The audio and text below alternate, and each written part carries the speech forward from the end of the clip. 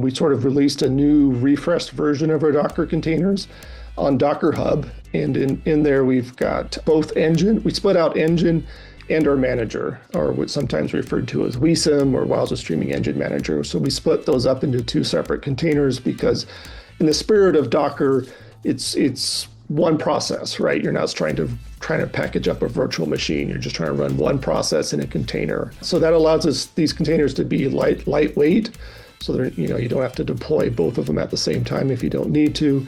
And also we've optimized these new containers with a lot of what we've learned over the years with running our own SaaS platform, Wowza Video, because under the hood of Wowza Video is Docker containers. So we took a lot of what we learned in building that and rolled out these new Docker containers on Wowza. So Ian, we're gonna get into some configuration and maybe even some demonstration here in this session, right?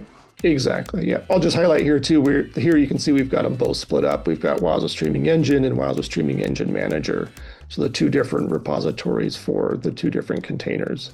One exciting thing that we've recently done in both containers is support for ARM. ARM is getting a lot of traction these days, mostly because the silicon it runs on is usually cheaper, especially if you're looking at Amazon or Google.